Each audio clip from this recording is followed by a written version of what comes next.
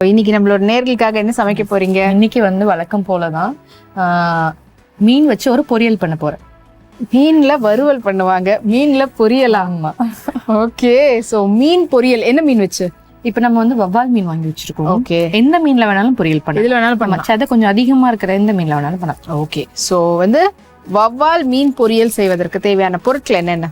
வவ்வால் மீன், சின்ன வெங்காயம், பச்சை மிளகா, இஞ்சி பூண்டு விழுது, உப்பு, மஞ்சத்தூள், சீரகத்தூள், தனியாத்தூள், மிளகுத்தூள், சோம்புத்தூள், வெறும் மிளகாய்த்தூள், எண்ணெய், கருவேப்பிலை, கொத்தமல்லி. சோ ஒரே தூளா இருக்குது. தூள்லயே தூளா சமைக்கிறதுக்காக காத்துட்டு இருக்கிறீங்க. அண்ட் அதை டேஸ்ட் பண்றதுக்காக நானும் ஐம் வெயிட்டிங். அண்ட் இப்ப வந்து இது வவ்வால் இல்லாம வேற எந்த மீன்ல எல்லாம் செய்யலாம்? அதான் நான் சொன்னல, சதை கொஞ்சம் அதிகமா இருக்கிற மீன், காணாங்கத்தை, வஞ்சிரம், வவ்வால், கெண்டை மீன் சொல்லுவாங்க, கட்லா மீன் சொல்லுவாங்க, அந்த மாதிரி எல்லா மீனையும் செய்யலாம். அதுல எல்லாம் கொஞ்சம் சதை கொஞ்சம் அதிகமா இருக்கும். நடுவுல முள் இருந்துட்டு இந்த சுதும்பு இதுல எல்லாம் வந்து பாத்தீங்கன்னா ரொம்ப சின்னதா இருக்க மீன்ல செய்ய முடியாது. அதிகமான முள் இருக்க மீன் எடுத்தா ரொம்ப ஒர்க் கொஞ்சம் நிறைய ஒர்க் பண்ணணும். சோ பொடி மீன் இல்லாம பெரிய மீனா இருக்கக்கூடியதுல எல்லாம் செய்யலாம். ஆமா, மீன் அந்த கிட்ஸ் சாப்பிட ரொம்ப கஷ்டப்படுவாங்கல்ல, அதுக்கு பதிலா இந்த மாதிரி முள் இல்லாம அவங்களுக்கு ஈஸியா எடுத்து சாப்பிடுறதுக்கு ஏத்த மாதிரியான ஒரு பொரியல். ஃபேண்டாஸ்டிக். ஸோ ஃபர்ஸ்ட் ஸ்டெப் என்ன பண்ண போறோம்? ஃபர்ஸ்ட் வந்து மீனை வந்து நம்ம வந்து குக் பண்ணிக்க போறோம். மீனை எப்படி குக் பண்ண போறோம்னா, தண்ணி போட்டு அதுல மீனை வந்து குக் பண்ண போறோம். இதுலயா இதுல பண்ணி அதுலயா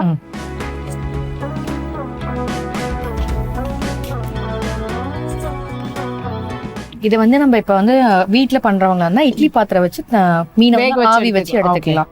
இல்லைன்னா இந்த மாதிரி தண்ணி போட்டும் குக் பண்ணிக்கலாம். தண்ணி போட்டு குக் பண்ணும்போது என்னன்னா கொஞ்சம் கேர்ஃபுல்லா அதை வந்து சீக்கிரமா எடுத்துணும். ஏன்னா மீன் வந்து ஆல்ரெடி ரொம்ப சாஃப்டான ஒரு விஷயம். ஸோ ரொம்ப நேரம் வேக விட்டோம்னா ரொம்ப தண்ணி எல்லாம் எடுத்து கரைஞ்சு போயிடும் மீன். அதுக்காக தண்ணி போட்டு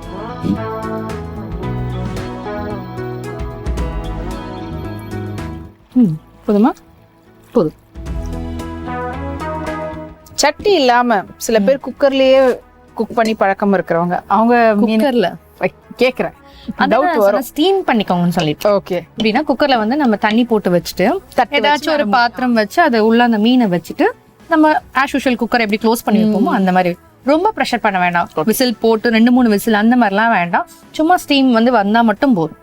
லெட் போட்டு மூடி வைக்கலாம். நம்ம வந்து அந்த ரப்பரோ விசிலோ எதுவுமே யூஸ் பண்ணாம ஒரு நார்மல் பாத்திரத்தை, ஒரு நார்மலா வீட்டுல இருக்க ஒரு தட்டு கூட போட்டு மூடி வைக்கலாம். ஒன்றும் பிரச்சனை கிடையாது.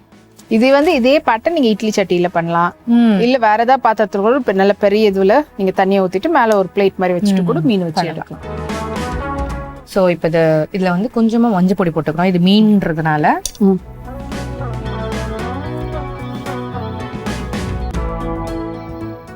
மஞ்சள் பொடி போடுறது வந்து அந்த வாடை போக்குறதுக்காக கிடையாது, ஆன்டிசெப்டிக் கிளீனிங்காக.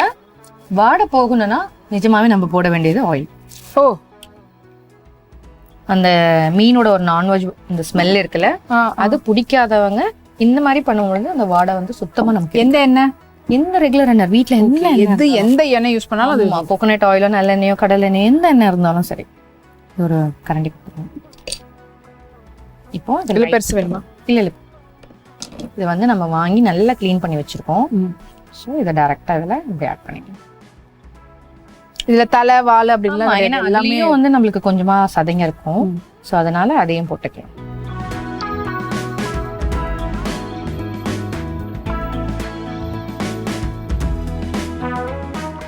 ஓகே, ஸோ நீங்கள் எந்த மீன் வேணாலும் எடுக்கலாம். எந்த மீனில் எந்த மாதிரியான பார்ட் வேணால் எடுக்கலாம்.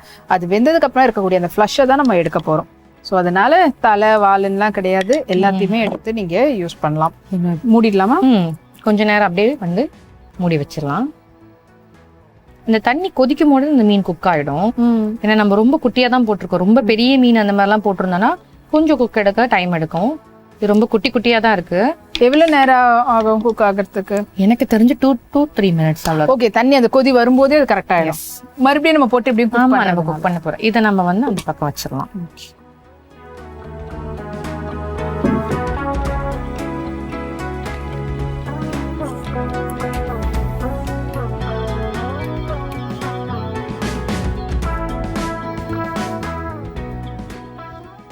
ஓகே,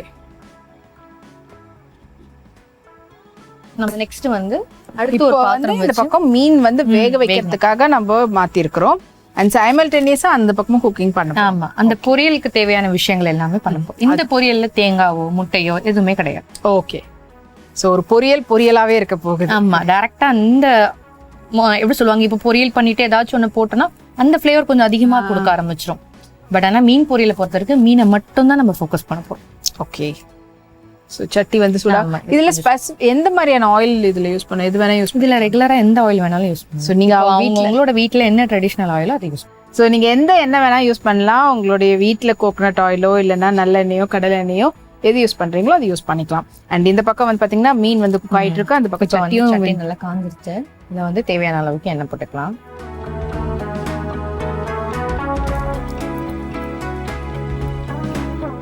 இது பொரியல் தான் சொல்லியிருக்கோம், அதனால எண்ணெய் வந்து கொஞ்சமாக போட்டுக்கலாம். ஓகே. இது எப்படி ஃபுல்லில் வைக்கணுமா சிம்மில் வைக்கணுமா எப்படி வைக்கணும்? இல்லை, அது நார்மலாகவே இருக்கட்டும். தண்ணி நல்லா ஓப்பன் பண்ணி பார்க்குறேன். தண்ணி நல்லா வந்து ஒரு கொதி வரும்ல, அந்த மாதிரி வரும்போது ஓப்பன் பண்ணிடலாமா? பாருங்க, புகை வர மாதிரி இருக்குது. ஓகே. ஸோ கொஞ்சம் மீடியம்ல வைக்கலாமா? இப்போ உங்க எண்ணெய் வந்து காஞ்சிருச்சு. இதுல வந்து கொஞ்சமா கருவேப்பிலை தான் போடுறேன். வேற எதுவும் தாளிசம்க்குலாம் எதுவும் வேற எதுவுமே இல்லை. போட்டுட்டு இதுல டைரக்டா சின்ன வெங்காயம் வச்சிருக்கேன், அதை போட்டுக்கிறேன். சின்ன வெங்காயம் பாத்தீங்கன்னா ஒரு 15 சின்ன வெங்காயம் போல வச்சிருக்கோம். நல்ல பொடியா கட்டி.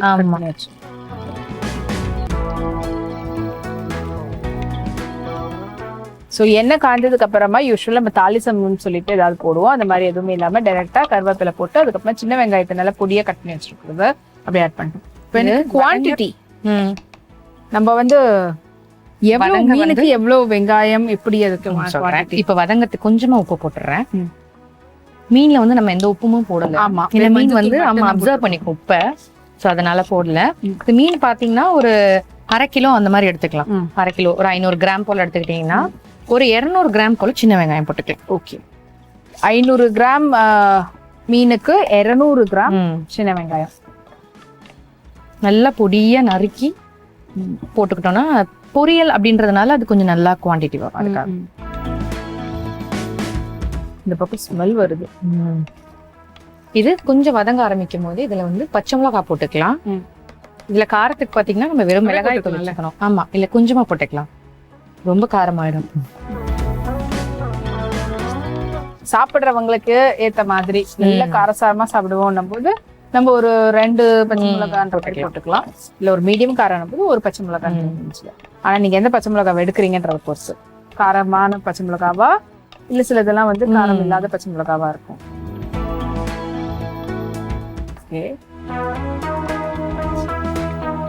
சத்தம் போடுது பாக்கலாம். சத்தம் போடுறதுனால ஒருவேளை இது குக்கிங் ஆயிட்டு இருக்குமோ அப்படின்ற மாதிரி கொதிக்கும். இப்ப இது என்ன பண்ணலாம்னா அடுப்பை ஆஃப் பண்ணி அப்படியே க்ளோஸ் பண்ணி வச்சிடலாம். மூடிட்டுமா? ஓகே. இங்க பாத்தீங்களா அடுப்பு ஆஃப் பண்ணி கூட கொதி வந்துகிட்டே இருக்குது. மீன் வந்து நல்லா குக் ஆகிட்டு இருக்குது. இது அப்படியே ஆஃப் பண்ணிட்டு சட்டின்றதுனால மறுபடியும் இன்னும் கொஞ்ச நேரம் மூடி வைக்கலான்றாங்க. ஸோ இந்த பக்கம் வந்து பாத்தீங்கன்னா வெங்காயம் பச்சை மிளகாய் வந்து நல்லா வதங்கிக்கிட்டு இருக்குது. அண்ட் இங்க வந்து மீன் வந்து நல்லா குக்காய் அந்த இது அடங்கிடுச்சு. இப்ப என்ன க்ளோஸ் பண்ணி வச்சிடலாம். நமக்கு இதை க்ளோஸ் பண்ணிக்கலாமா? அந்த வெங்காயம் நல்லா அதுல வதங்கட்டும். இப்ப இந்த மீனை வந்து நம்ம வந்து தட்டுல எடுத்து ஆற விட்டு அதை வந்து உதுத்து வச்சுக்கலாம். அதாவது முள்ளெல்லாம் எடுத்துட்டு அந்த தோலெல்லாம் எடுத்துட்டு அதோட அந்த சதையை மட்டும் நம்ம எடுத்து வச்சுக்கலாம். ஓகே. ஆறுனதுக்கு அப்புறம் என்ன இப்ப சூடா இருக்கும், அதனால எடுத்து வச்சு ஆற விட்டுறலாம்.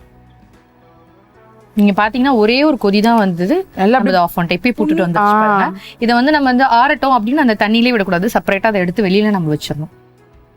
ஓகே.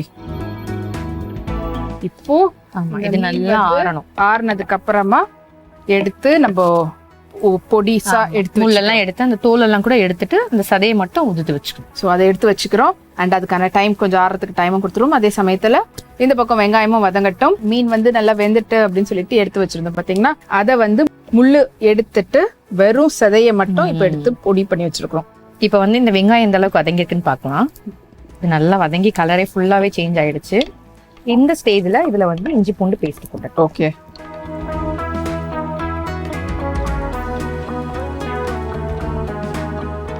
ஆல்ரெடி வந்து பாத்தீங்கன்னா வெங்காயம் பச்சை மிளகாய் வந்து போட்டிருந்தோம். வெங்காயம் பச்சை மிளகாய் கருவேப்பிலை மட்டும் எண்ணெயில போட்டு நல்லா வதக்கிருந்தோம். இப்போ அந்த வெங்காயம் வந்து நல்ல கோல்டன் ப்ரௌன் ஆகிறதுக்காக தான் அதை நான் க்ளோஸ் பண்ணி வச்சிருந்தேன். இப்போ பாத்தீங்கன்னா அது நல்லா அந்த கோல்டன் ப்ரௌன் கலர் வந்துருச்சு. குட்டி குட்டியா போட்டதுனால அது சீக்கிரமா நல்லா நம்மளுக்கு தெரிஞ்சிருச்சு. இப்ப இது லைட்டா அந்த இஞ்சி பூண்டோட அந்த ராஸ்மெல் போனதுக்கு அப்புறமா நம்ம வந்து பொடிச்சு வச்சிருக்க அந்த மீன் ஆட் பண்ணி இப்பவே ஆட் பண்ணிடலாமா? ஆமா போடட்டுமா? போடலாம். பாத்தீங்கன்னா நம்ம முள்ளெல்லாம் எடுத்துட்டு வெறும் மீன் மட்டும் எடுத்து வச்சிருக்கோம். அது தண்ணி இல்லாம வெறும் அந்த பொடிச்சு வச்சிருக்கிறது மட்டும் போட்டு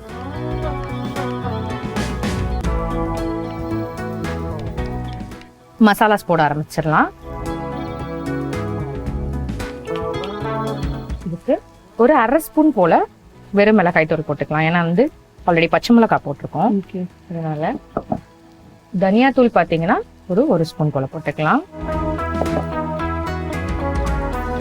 சீரகத்தூள் 1 ஸ்பூன், சோம்புத்தூள் 1 ஸ்பூன். இதுக்கு வேணும் தேவைன்னா கரம் மசாலா போட்டுக்கலாம், இல்லைன்னா இந்த தூள் மட்டும் போதும். இது அடுப்பு நல்லா லோ ஃப்ளேம்ல வச்சுட்டு மிக்ஸ் பண்ணணும். மண்சட்டின்றதுனால மண்சட்டின்றதுனாலதான், ஏன்னா மீன்ல சாஃப்டான இது சீக்கிரமா அடி பிடிக்க ஆரம்பிக்கும். ஸோ அதனால நல்ல ஒரு லோ ஃப்ளேம்ல வச்சு நல்லா மிக்ஸ் கொடுக்கும். இப்போ மீன் ஆல்ரெடி வெந்துடுச்சு. ஆமா, மீன் நல்லாவே வெந்துருச்சு. ஸோ இதுக்கு நம்ம இன்னும் வேக வைக்கிறதுக்குலாம் எதுவும் இல்லை. இந்த மசாலாஸ் எல்லாமே அதுல நல்லாவே போய் ஓட்டணும். தேவைப்பட்டா ஆயில் போட்டுக்கோங்க. அடி பிடிக்கிற மாதிரி இருந்தா ஆயில் போட்டுக்கோங்க, ரொம்ப வேண்டாம், பார்த்து போட்டுக்கோங்க. ஓகே. நம்மளுக்கு இது சட்டின்றதுனால நம்மளுக்கு சீக்கிரமா அடி பிடிக்க ஆரம்பிக்கும். ஸோ கொஞ்சமா போட்டுக்கிறேன். இன் பிட்வீன்ல ஆயில் கொஞ்சம் லைட்டா விட்டுட்டு, ஏன்னா நீங்க வந்து பொடிச்சிருக்கக்கூடிய மீன்ன்றதுனால அது அடியில ஒட்டிட்டு, எப்படி இஞ்சி பேஸ்ட் அதெல்லாம் போட்டோம்னா அப்படியே ஒரு மாதிரி அடியில பிடிக்குமோ அந்த மாதிரி ஆகும். இப்போ வந்து மீன் வெங்காயம் வதங்கறதுக்கு மட்டும் நான் உப்பு போட்டிருக்கேன். இப்ப வந்து மீன் போட்டதுனால கொஞ்சமா, மீன் போட்டதுக்கு அப்புறமா கொஞ்சமா ஒரு 1/2 ஸ்பூன் போலவே போட்டுக்கலாம் மொத்த டிஷ்ஷுக்கான. ஆமா, மீன் அப்படி ரொம்ப சாஃப்டான உப்பு ரொம்ப தேவைப்படாது.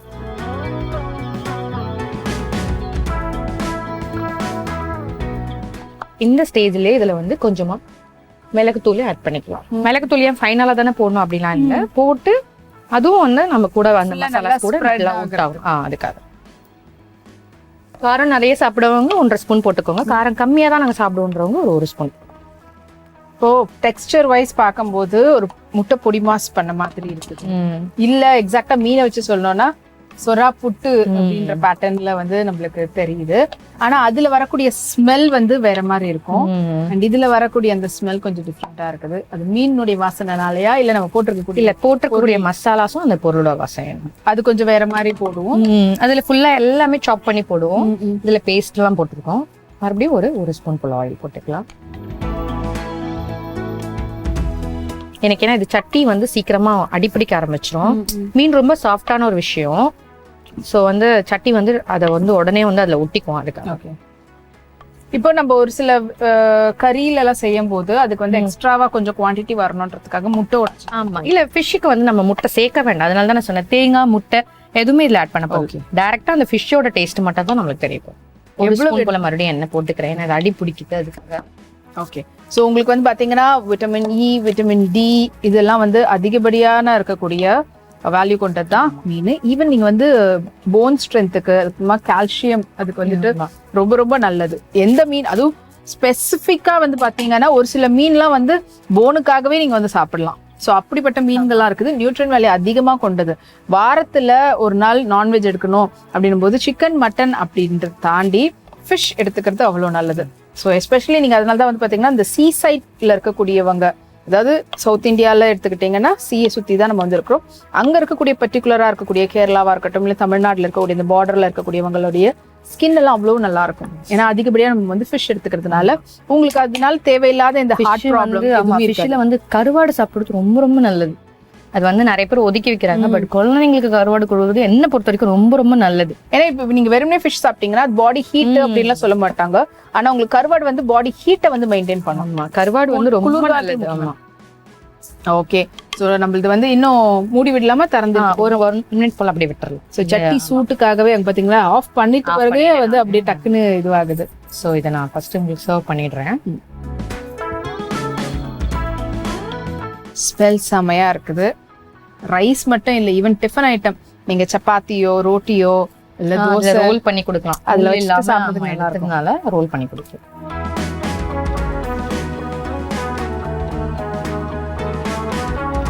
ஓகே.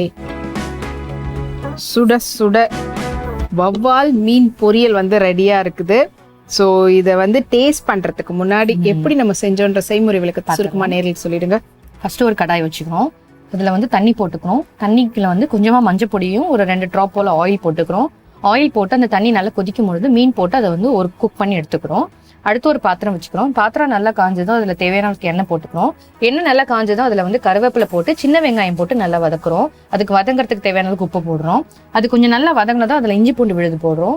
இஞ்சி பூண்டு பேஸ்ட் நல்லா ராஸ்மெல் போனதும் நம்ம வந்து வேக வச்சிருக்க மீனை வந்து உதுத்து வச்சு அதுல ஆட் பண்ணிக்கிறோம்.